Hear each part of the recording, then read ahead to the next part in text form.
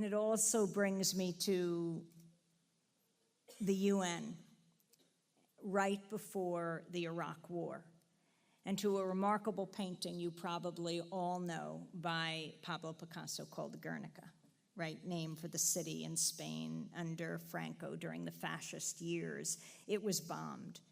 And Pablo Picasso in France at the time just went into this 21-day frenzy of painting and painted the Guernica that showed the agony of war etched in the faces of the people and the animals.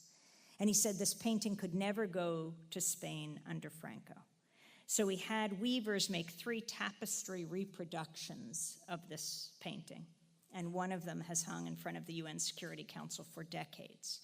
So let's go back to 2003, February 2003.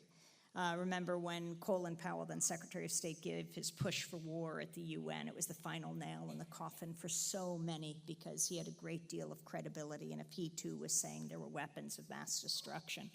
And it wasn't lost on the UN and US officials for these pronouncements, pro-war pronouncements, to be made in front of this anti-war backdrop. It hung right outside the UN Security Council. And so they shrouded the Guernica with a blue curtain. It's our job to pull back that curtain and show the realities of war.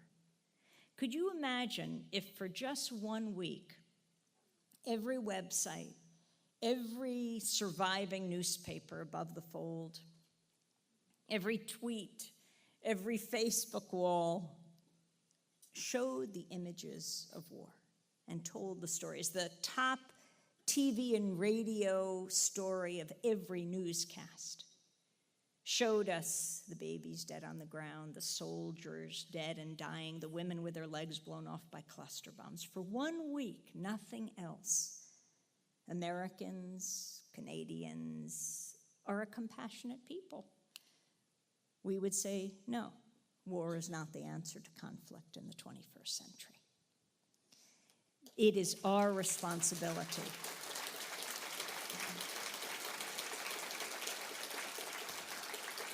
to show these images because people care.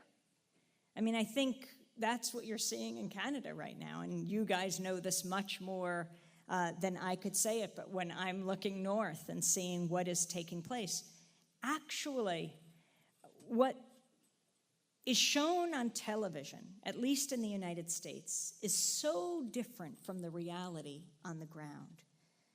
People are compassionate. I mean, I think about, last night I was in New York. We did this big event with Michael Moore and Noam Chomsky, Glenn Greenwald of Salon.com. We were celebrating the 25th anniversary of the group Fairness and Accuracy in Reporting. It's the media watch group in New York. FAIR does great studies. And right before the invasion of Iraq, they did this study of the 2 weeks around the Powell speech at the UN, February 5th, 2003. And they looked at the 4 major nightly newscasts in the United States. NBC Nightly News, CBS Evening News, ABC World News Tonight, and the PBS Public Broadcasting News Hour with Jim Lehrer. In that 2-week period, 5 weeks before the invasion, at a time when Chomsky talks about the manufacturing of consent, the critical period, there were 393 interviews done around war. Guess how many were with anti-war leaders? 3. This was at a time when half the population of the United States was opposed to war.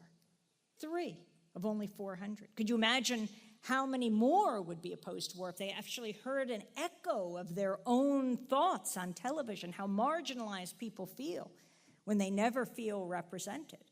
3 of almost 400. I don't even call that an MSM anymore, mainstream media. That's an extreme media beating the drums for war. Because those who are opposed to war, those who are opposed to torture, are not a fringe minority, not even a silent majority, but the silenced majority, silenced by the corporate media, which is why we have to take it back. And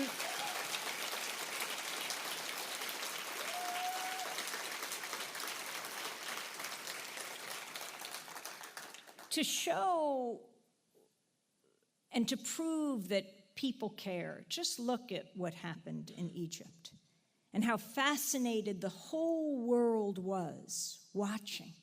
I mean, even when Al Jazeera and CNN were just showing from, the bird's eye view from on high, Tahrir, you could watch this for hours. Everyone was obsessed. I mean, I think someone did a study in the United States, said there was more coverage of the Egypt uprising than almost any issue in many, many years. That's important. And I remember looking one day at CNN and seeing just the image of Tahrir. And the news zipper that goes underneath? It said something about Eva Longoria of Desperate Housewives talks about beginning her life again, and Lindsay Lohan is going to, do something about a plea deal, and something about Oprah Winfrey, and that was zipping by. And yet we were watching the full images of the uprising.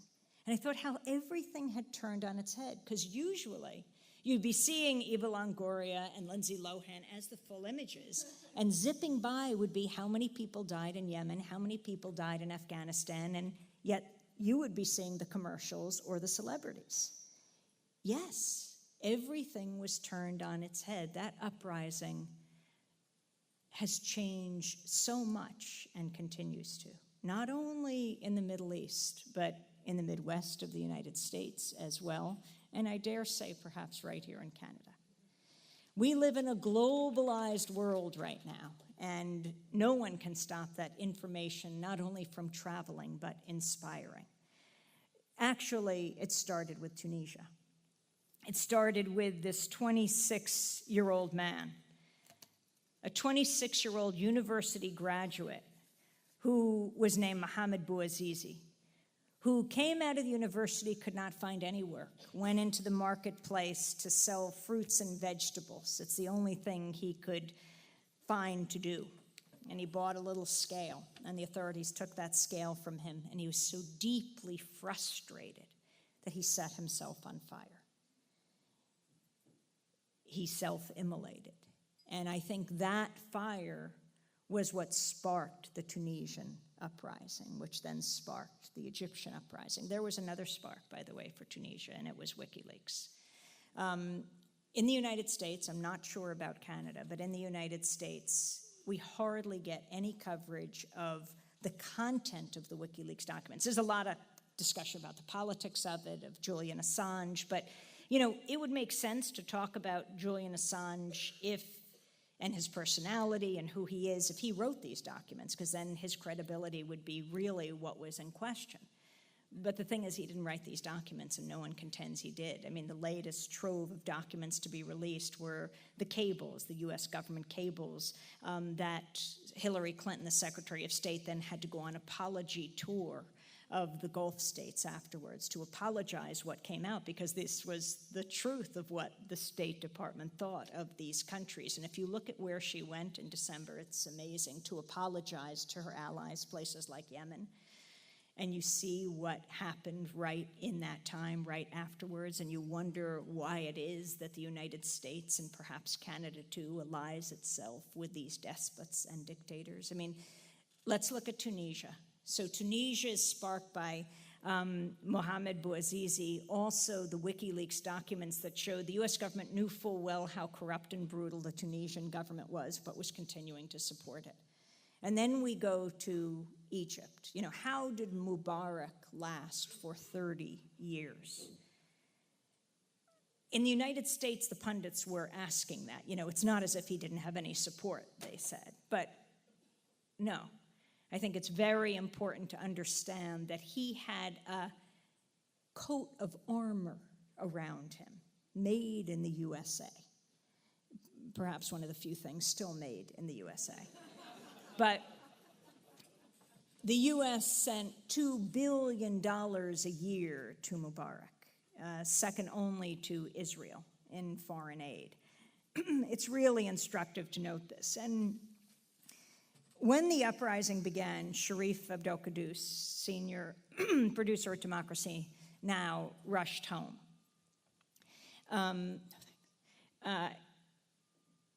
It was a truly amazing moment, and his work was so incredible. He became the eyes and ears for millions of people all over the world. Sharif comes from one of the most prominent families in Egypt. His grandfather, Hassan Abdul Qudus, is the most famous writer of Egypt. His great-grandmother, a great Egyptian feminist named Rosal Youssef, has a magazine named after her. She started it called Rosal Youssef. He didn't just parachute into a situation. This is something he knew in his core, and this is also the beauty of independent media. When he flew home to Cairo, he didn't stop before he got to Tahrir, and he started tweeting even when the internet was down. Sharif worked out a way to send information to a friend in New York, Jeremy Scahill, who wrote Blackwater, The Rise of the World's Most Powerful Mercenary Army. And Jeremy tweeted on his account, and he was tweeting when no one else was from Tahrir, and he became one of the top tweeters in the world. And what Sharif was writing was being shown on CNN, on Al Jazeera. He was being interviewed on NBC. We call it trickle-up journalism. And when the network anchors were holed up in their hotel rooms because the thugs had taken out the satellites. We work with satellites too, but they're extremely expensive. These networks invest millions in them. And when they go down, they don't know what to do. But we don't have that kind of money, and so we've perfected a way of sending broadcast quality video over the internet, because we're a TV show as well as a radio show. When the satellites were down but the internet was brought back up, this is what we do. And Sharif and Hani Massoud, who were used to be on the Egyptian national basketball team, our producer, who I was just with last night. He was filming this event last night. He had gone off with Sharif to Egypt. They were doing these 25-minute reports of people in Tahrir as Anderson Cooper was on Skype, looked like sort of Democracy Now!, the sort of the fuzzy image. And the lower third said, reporting from an undisclosed location. And there was Sharif naming himself in Tahrir, saying exactly where he was, bringing out these 20, 25-minute reports. And this is the power of people speaking for themselves. So you met the young activist, Mona El Saif. You met Nawal al-Saadawi, the great Egyptian feminist, 79 years old, had been imprisoned under previous regimes, had been in exile for a year. Adef Souef, the great Egyptian writer who wrote Map of Love. And you're hearing them. Adef Souef, when Mubarak went down, she had just left Tahrir, and we called her up, and she said, I don't know what to say. I was just with 2 very pregnant women in Tahrir, she said, and now they can have their babies in freedom. And you met Noha Radwan, who Sharif interviewed when we did have the satellite up in Cairo. And they were standing there on the balcony. It was the day that the thugs moved in. Remember the camels? And people think, oh, that's camels, right? Because that's Egypt. No. That isn't downtown Cairo. Someone had paid these guys at the pyramids who did bring tourists on camels to bring these camels in. Sharif was on Democracy Now! And he said, whoa, I just saw a camel go by under the balcony. But it was a very scary day because these thugs were on camel and horseback, and they were flogging people in Tahrir. And he was interviewing this Egyptian professor at University of California, Davis, who had rushed back to Cairo to participate in the uprising. Her name was Noha Radwan.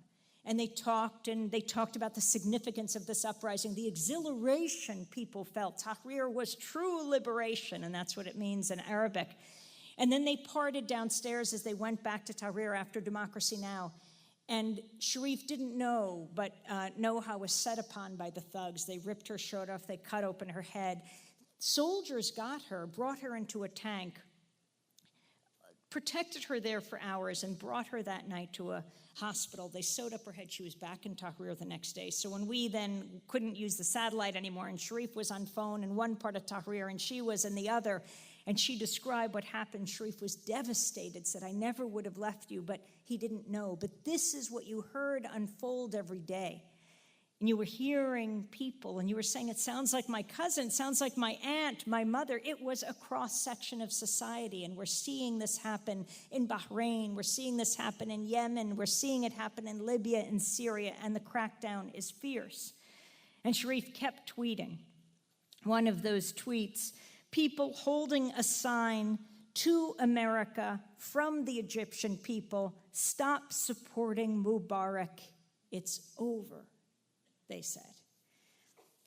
this was one of those tweets. And it's so important to understand the danger of when countries and corporations choose despots over democracy.